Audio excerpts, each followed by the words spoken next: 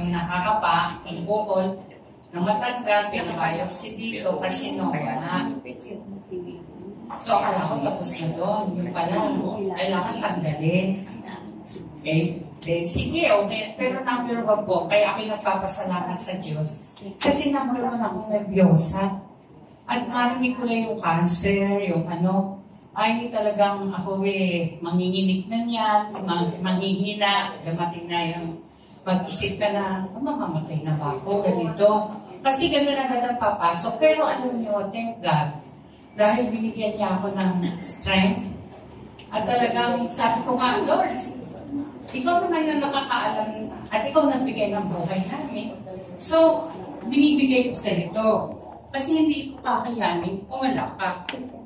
Sabi ko nga, napakahirap na, siyempre, sa katulad ko na nandiyan dyan yung mga bata, siyempre,